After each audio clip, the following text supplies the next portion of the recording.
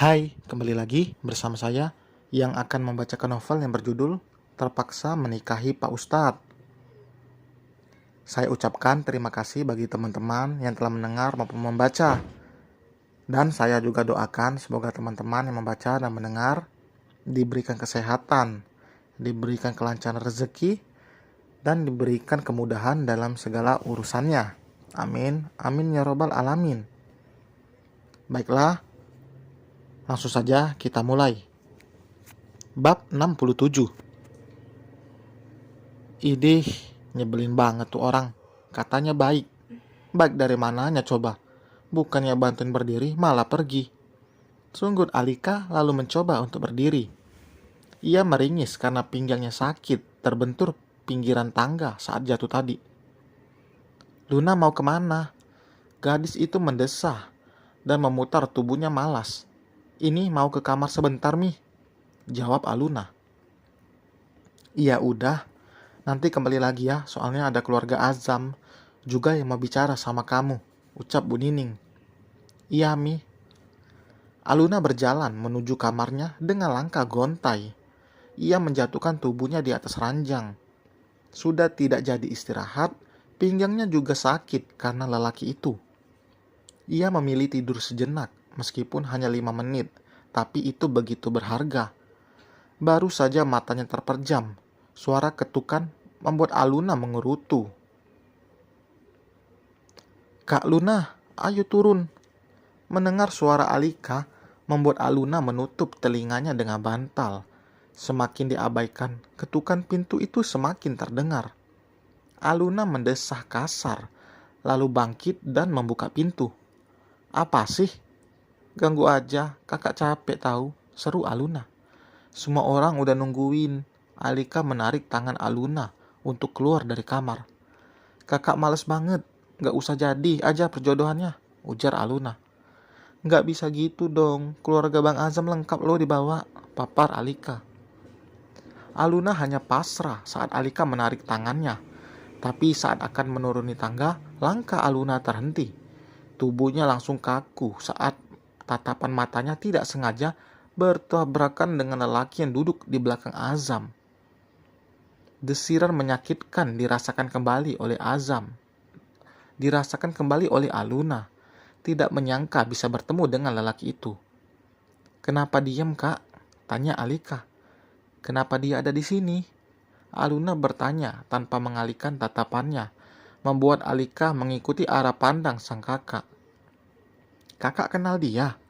Katanya sih sepupu Bang Azam, jelas Alika. Aluna tidak bisa lagi berkata, malah matanya kini berkaca-kaca, membuat Alika menjadi heran. Aluna mengatakan jika dirinya akan menyusul lalu kembali masuk ke dalam kamar. Dunia begitu sempit, hingga Aluna harus ketemu dengan lelaki yang sudah menyakitinya. Alika tidak turun. Ia mengikuti sang kakak. Beruntung karena hanya Haris yang menatap Aluna, karena yang lainnya terlihat berbicara serius. Alika masuk ke kamar itu karena tidak dikunci oleh Aluna seperti tadi. Alika memang tidak tahu jika lelaki itu adalah mantan kekasih dari kakaknya. Kakak, kenapa nangis? Cerita dong.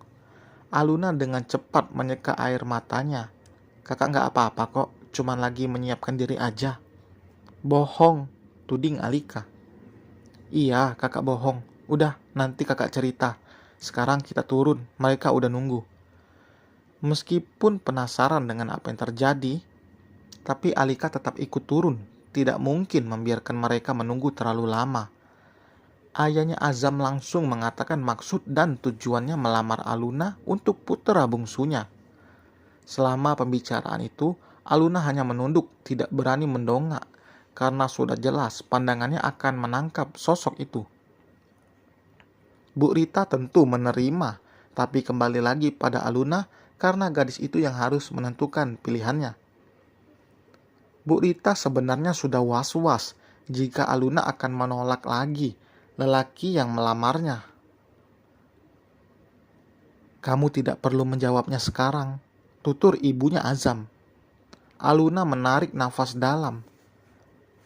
Saya setuju untuk menikah dengan Mas Azam, ujarnya dengan pasti. Semua orang tentu bahagia dan mengucap syukur karena niat baik mereka ternyata diterima oleh Aluna. Tapi Azam bahkan terlihat biasa saja. Sama seperti Aluna, keputusan yang diambil Aluna sepertinya terlalu terburu-buru. Ia hanya ingin membuktikan pada mantan kekasihnya jika dirinya juga bisa bahagia tanpa lelaki itu. Aluna seolah lupa tujuan pernikahan dibangun untuk apa. Rasa sakit gadis itu seperti sudah menutupi logikanya karena Aluna bahkan sudah yakin untuk menolak Azam tadi. Tapi setelah melihat Haris, Aluna malah dengan yakin mengatakan jika dirinya menerima lamaran Azam. Kalau kamu sekarang ragu, ibu langsung bicara sama orang tuanya Azam biar dibatalkan, ucap Burita. Jangan bu, tadi aku udah bilang setuju kan, balas Aluna. Tapi jangan kamu bilang iya karena ibu atau si Haris itu, ujar Burita. Aku percaya kalau pilihan ibu pasti yang terbaik. Aluna malah mengalihkan pembicaraan. Pintu kamar pun terbuka. Alika datang karena ingin tahu apa yang terjadi. Merasa jika dirinya tidak diberitahu apapun tentang sang kakak. Kakak udah janji mau cerita tadi loh. Alika berseru lalu duduk di samping sang kakak. Kenapa di sini? Anak kamu mana? Tanya Burita. Di kamar sama abinya. Jawab Alika. Emang mereka tidur kamu tinggal gitu aja?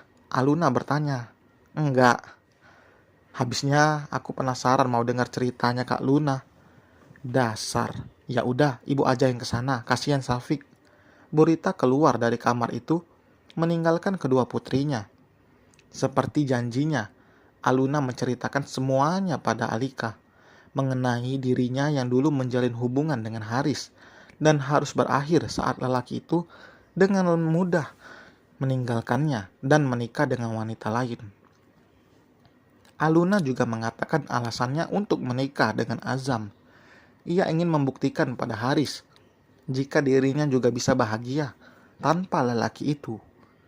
Tapi Aluna sama sekali tidak berniat untuk mempermainkan pernikahan.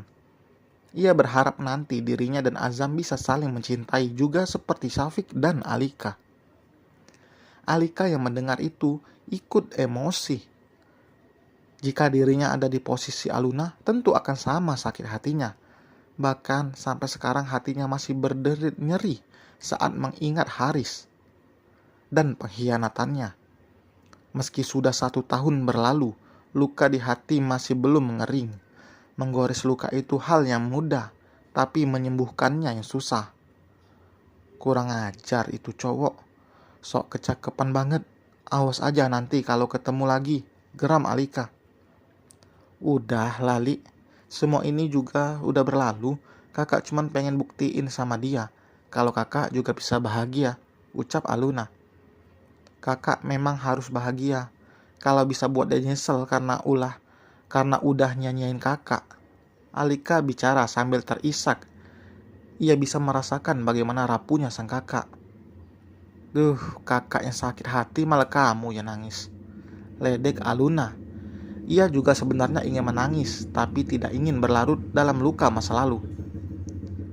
Perasaan aku kan lembut, Kak. Bukan lembut, tapi cengeng. Udah sana, masa anaknya ditinggal? Usir Aluna. Nanti anaknya kakak juga pasti lucu. Soalnya Bang Azam juga ganteng. Bisik Alika sebelum berlari keluar dari kamar sambil tertawa puas. Aluna hanya menggelengkan kepalanya melihat tingkah Alika.